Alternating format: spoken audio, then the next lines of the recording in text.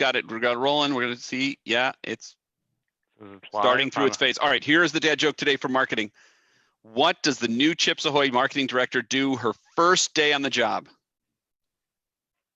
Enable cookies. That is the dad joke for today's marketing topic, because we're live here on Chicagoland Chats. It is noon, and we are here to bring you value and information as we're all locked down during COVID. And today to do that is Heather Warthen, owner of H1 Marketing. But before we get there, we always like to let Butch talk a little bit and tell everybody what he does. So Butch, why don't you give us a heads up on yourself and your business, and remind everyone what you do. Sure. Thanks, Adam. My name is Butch Zimar from Elite Benefits. We help small and mid-sized companies with their health insurance programs and worksite benefits. I'm Adam Serwinski with Sidebar Insurance Solutions, your home, auto, and business insurance solution source. Today, we wanted to deliver a little bit of value to everyone, let them know about a brand new business that's launched in our neighborhood with an experienced and, let's be honest, she's a staple of the community in the marketing world, Heather Warthen, who has launched H1 Marketing and is going to talk to us about what she's doing and the importance of how she's able to help businesses during this difficult time. So I'm going to shut up and let her talk and let her introduce herself and talk a little bit about H1. Hi, guys. Thank you for the introduction for Adam and Butch. H1 Marketing is something brand new that I just started. I was laid off from my past position, which many people may know me from 22nd Century Media. Spent a long time as editor of the Orland Park Prairie back in the day. But most recently, I was serving as Chief Marketing Officer and Chief Events Officer for 22nd Century Media. With the layoff and trying to find a job in this climate, I decided to go ahead and launch H1 Marketing. I have a lot of knowledge with social media, photography, events, any type of marketing. So that's kind of what decided might as well throw my hat to the ring and see if I can make a go of it with the business. So, and just so we can explain to everyone the timing of that launch happened on what day? May 27th.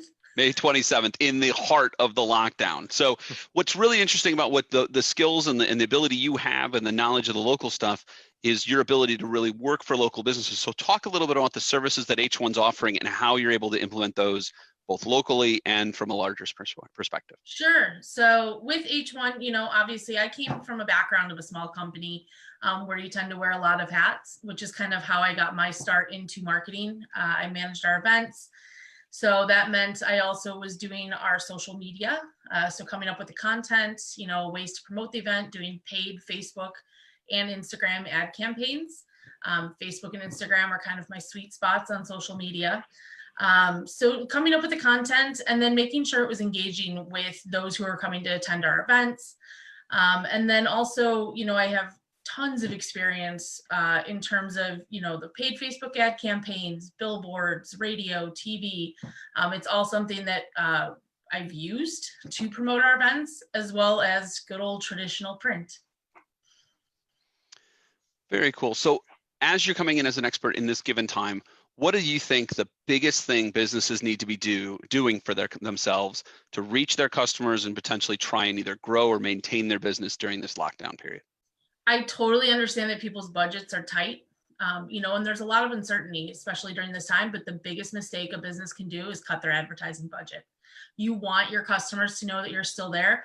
And this is also a great opportunity to find new businesses. I've seen a lot of traction happening in the Orland-Tinley Chamber Facebook group that they started for restaurants, and I think that was one of the biggest things that restaurants learned was they have to have a presence on social media. So even for any business, having a presence on social media is so important, and making sure that you're consistent with your posting. A lot of times if you're boosting an ad or just doing a quick Facebook campaign, a lot of times people will do that and then they don't keep up with the content. So one of the first things that people look to is your Facebook page. Gone are the days of yellow pages when you're looking for a phone number or information about a business. You're definitely going A, online, and B, most likely you're hitting up social media. So talk about the list of things that list of platforms that they should be engaging with, and maybe give an idea too after that about how they can schedule or use those kind of in symphony with one another to make sure that they're reaching people their customers where they need to reach them? Yeah. So I think obviously Facebook's the number one place in terms of social media. Back in the day, it used to be a younger generation, probably your age, my age. But it's definitely drawing more attention to older adults at this point. But making sure that your about pages are complete. A lot of times you'll go and you'll check hours. I know Facebook changed, so you can update your hours if you're running special hours during this, if you're only doing pickup or carry out, so really kind of taking advantage of that on Facebook is huge. The nice thing is with Instagram, Facebook owns it. So you can set that up so that they speak to each other on the back end. If that's not something you know how to do, contact me. But I mean, it's good because you can make it a one-stop shop, and there's plenty of other software out there where you can schedule your posts in advance. That's one of the things I strive to tell people is making sure that you're kind of keeping ahead of that. Yes, things change and you may want to post like, oh, we're going to have special hours for Father's Day this weekend. And that's fine. You can post it in real time, but setting aside an hour a week, coming up with some of the posts, coming up with whatever specials you're going to be doing and scheduling those posts out. So you're not having to go, shoot, I didn't post that. I should have told my customers about that. And those are all good points. Now, each one of the platforms, to my knowledge, may be different depending on the audience, such as business to consumer and business to business. And what's your take on any of them? I know you specialize in certain platforms, but what do you usually recommend depending on the nature of the business? It kind of depends. So if you're trying to target other businesses, LinkedIn's where you should be. And you should be plugging that on your personal profile page as well as creating a company page to do that. Twitter again I don't love Twitter, I'll be honest. I think it goes back to the fact that you had to be like quick and witty. And sometimes I'm not that quick. I'm definitely witty though. But, and it's just trying to kind of capture your audience. But again, Twitter is usually a little bit of a younger demographic. I know a lot of people do Snapchat. But again, I don't see a huge advertising pull. If you have a brand that appeals to the younger demographic, high school, early college, Snapchat might be a good option for you. I know one of the things that businesses tend to think is I have to be on all of these platforms. No, you do not. You have to make sure that you're maintaining, at least 1 to 2 platforms, your target audience. And I think that's where that's important. The other thing, and I've seen a lot of businesses miss out on this during this time too, is claiming your Google listing. So you go to Google My Business, claim your listing, and you can keep up with your hours. So a lot of times, if people aren't on social media, they're going to their search engines and they're searching for your business name. Coming up, making sure that you're keeping those hours updated. If you have service hour changes and things like that, that needs to be updated regularly. And that also goes for, and you're just talking about social media marketing, but that also goes for websites. So people landing on the website, that there's information about how they're able to utilize the services and hours of contact and how the procedure is done, because each company is going to be a little different. Right. And I think that's some businesses were very, very good at it. And I get it. It was a weird time. People didn't know, it was very fluid and things were changing daily. I know recently they said, well, it could be spread by contact, and then wait, no, it's not. We're still learning a lot about this. But I think with the restaurants, and other local businesses, it would be good. You can list it in Google, you can list it on your Facebook page, maybe pin that post up at the top that says, hey, if you're coming to pick something up, or if we're doing a delivery, this is the procedure that we're going to do and we're going to follow. So then you weren't pulling up to a restaurant. There was a couple times where we ordered carry out, and I called them and said, do I come in? Do I not? I don't know. But if you would have posted that on your Facebook page or been clear about it up front, then I wouldn't have that question. Now, as far as small business strategies go, what's your take on, because of using multiple platforms, obviously you don't have to be on all of them. I've always read you get good at one and then move to 2 and don't overstretch yourself, but only use the platforms you end up becoming good at to a certain degree. But like some talk about strategies between taking the same message and twisting it. So like, for example, you could publish a post, whether let's say it's a blog post or an article, and then make a video out of it, and then some will write press releases out of it. What's your take on using the same message each time and then distributing across multiple platforms based on viewership? But it's the same message, and then you change the message for the second one, third one, Sure. fourth, and so forth. So what's your take on that? I think it's important. Obviously, videos are huge. People love to watch videos. People are watching us right now. But I think videos tend to draw a huge amount of engagement. I think one of the things I read through yesterday, it said like, as long as videos are up to about 15 seconds, they have an 84% engagement rate. So if you're not doing videos, you should start. But I mean, don't do videos all the time too. You want to kind of keep your content mix a little bit different. But I agree with keeping your message consistent, and using the platforms and knowing how to use those to get your message across is important. I know sometimes people really like to go live, and there's times when you shouldn't go live.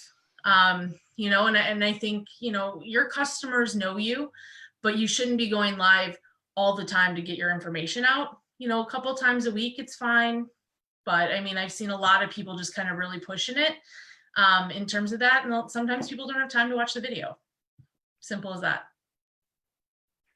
So when it comes to kind of frequency versus like kind of overwhelming a customer, like you just kind of talked about with going live all the time, versus the balance of like leaving it alone for months on end and then popping up once in a while like whack-a-mole, what would you say like a reasonable schedule a business should set for itself to have a presence, but also not annoy the heck out of their customers?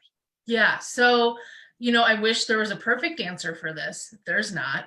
But I would say, posting anywhere between 3 to 5 times a week on Facebook is pretty decent. I would say Instagram, you could post daily.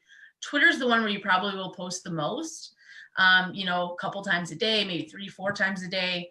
But also don't post just to post. It's okay if you skip a day here and there.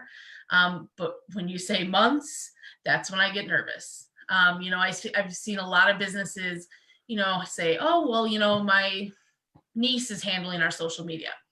Okay. But is she posting consistently? Is the messaging correct? Is she just going to do it for a little while? Unless your niece majored in marketing or, is having an interest in digital marketing, then I would make sure that you're, at least getting a consultation with a professional for that.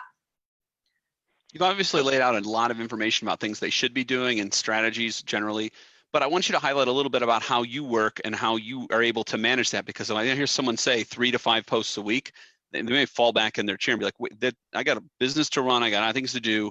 This is obviously where someone like you steps in. How does that relationship work, and how are they able to maintain that level of posting while also having you kind of take some of that burden off?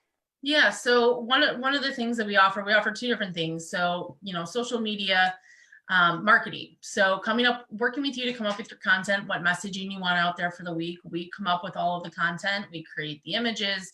If you want to provide photos to us, great. If not, we can also do that. So we usually work about a week ahead of time. So we submit all the posts and say, here's what we have planned for next week. Let us know if this is good to go. They sign off, and then I go through and I schedule it all out for them. It's fairly simple. Big fan of scheduling posts. Maybe it's my type A-ness. Right. But that's kind of how we work. We want to make it, we don't want to make it not like a partnership, because we want the business to succeed. We want to be able to promote them in a positive way, and really show them the value that they get from consistent posting and from having a social media presence. For sure. And I think somebody working with a professional, you could see trends before they actually start occurring. And so I know a lot of business owners that I've seen where they pick a certain path or a groove, and then they just stick with it. And if you're around long enough, you know that things change all the time, right? And so the marketing you were doing in January, February, just this year alone, changed in March, April, and May, and now it's starting to change again for June, July, and who knows what's going to happen for the rest of the year. So those strategies are going to need to change. Plus, I think consistency is going to be a key. Not only, and I'm not referring to messages, but if you post a video all the time, eventually it gets ignored. But if you post pictures all the time, eventually it gets ignored, unless you're on a platform that's all they have. But working with a strategic partner is where that key comes in, because there's certain avenues where you start needing to make those changes, and you'll have that marketing eye to make those changes for those businesses so they keep ahead. Yeah, and I think you touched on a slightly important point in all of that as well, is, a lot of this is all organic posting. And, back in the day, Facebook was totally good with that. But Facebook changes their algorithms all the time. And I'm a huge believer that you do have to spend some money now to get your posting.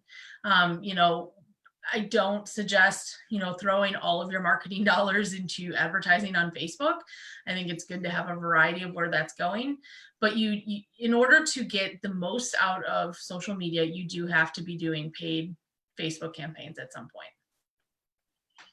One platform I haven't heard discussed on this, and I'm just curious what your take is on, is YouTube. Obviously, it's a video-driven platform. It's owned by Google, so it shows up on search sometimes. Mm-hmm. What, if any, success stories have you seen for businesses going and using YouTube as opposed to the Facebook, Instagram, Twitter that you've talked about? I think YouTube, since Google purchased it, has done a lot to change in terms of their advertising and how you advertise on YouTube. I know that's been pretty popular. I've worked a couple times in the past in creating some ads for that in terms of, where the ad placement goes. But I think still people are figuring that out a little bit. Why do I have to pay for an ad when I can just create a YouTube channel and put my videos out there? But again, is it the chicken or the egg? Do I have to pay to get people to see it, or will people see it organically? And I think that's something that people are still trying to figure out. And that's a good point, because it's such a crowded noise, there's a lot of noise. It's crowded space. How do you get above that?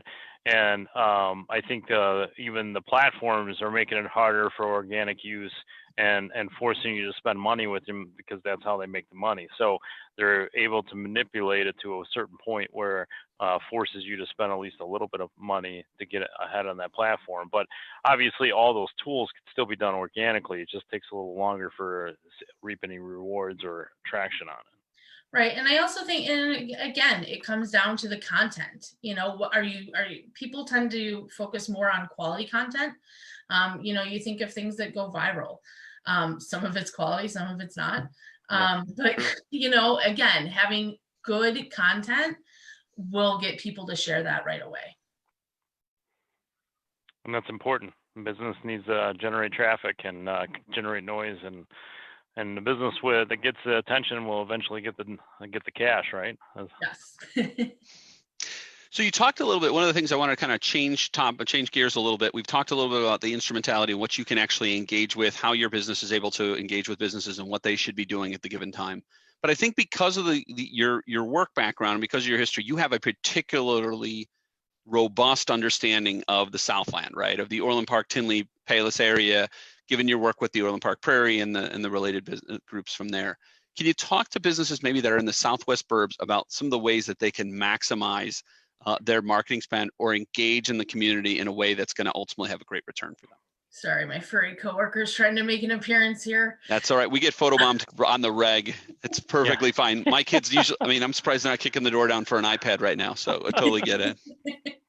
So in terms of, the landscape for local business, again, it's just having quality content and making sure that, you're getting continued support from your customers too. I think it's don't be afraid to ask your customers to write you a review. Hopefully it's a nice one, but making sure that you're asking for the Facebook reviews, you're asking for Google reviews. So just kind of continuing that, and again, Orland and Tinley is such a huge retail hub. And restaurants, so making sure that those messages are staying consistent. That's a good point too. I'm glad you brought up the community, because I think online marketing and local community event or just engagement can go hand in hand, and like using online material and bringing it to offline events. I know one thing that's worked for me is printing articles that were published that I written, and then give those in a local environment, giving it back. And then also using local events, like if you're speaking or work involved in a chamber event, photos as well as videos of those events being local can also be broadcasted online, enhancing and actually enhancing that relationship with even with the local community and getting them involved. And using anything that's user generated is also just going to get you some automatic traction, because somebody's going to be so excited that you picked their photo to use on your social media. But make sure, and I will say this from experience, make sure you give that person credit. Don't just take their photo. I did have a restaurant do that to me one time, and I was like, hey, that's awesome, you're using my picture. Can you at least give me some credit for that? So making sure that you're just crediting the person whose work you are using. For sure. It's such a great reminder too, because everyone wants to rush to post and they don't necessarily realize the licensing or that someone's hard work and effort went into developing that photograph. And at least the very least you can give them credit for the skill that they have, because it wasn't just like your iPhone, right? Or it wasn't just like, something that you had done. Somebody had put time and effort into learning how to do that.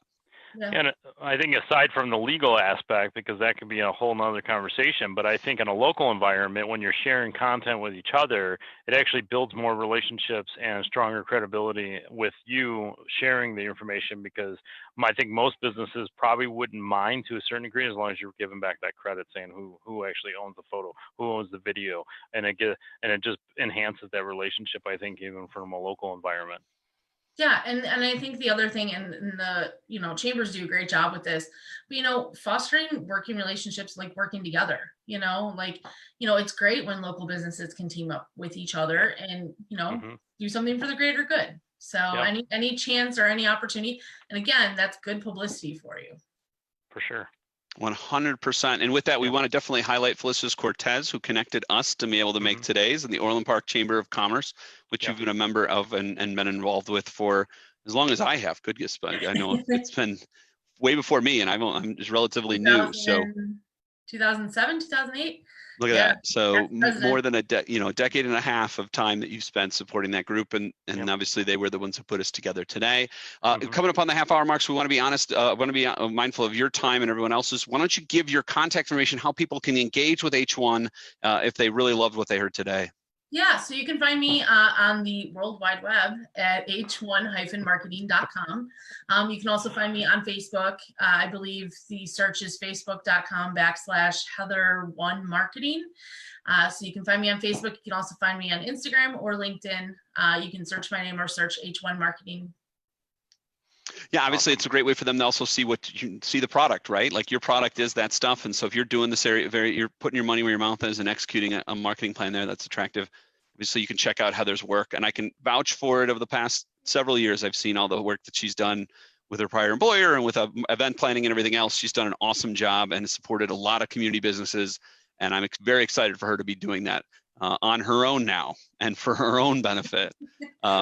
Super excited. Yeah, she's everyone else. Butch, as always, thank you so much for your time. Thanks, really Adam. grateful for Thanks, it, man. Heather. This has been awesome. And I definitely think people feel free. This is gonna be up all day. So check back in on it. Maybe have it go with your social media marketing campaign person in your office or whoever, that niece, have that conversation, listen to what Heather says, maybe try to apply it. And if they can't, engage Heather so that they can work together on developing a systematic plan to keep your business growing, or at least staying around until after we can all go back to whatever the new normal is going to be, right? Right. Thanks again, everyone. Stay healthy, stay safe, and we will see you all back here tomorrow. We are meeting with physical therapy and balance. I believe it's Oak Lawn's Chambers Day tomorrow, right? Oak Lawn Chamber is bringing us the physical therapy. So we're looking forward to talking to them about some health and some stuff we can do around the house. All right. All right. Sounds good. Thanks, everybody. Thanks, Heather. Really appreciate it. Everyone have a great rest of your day. Bye-bye.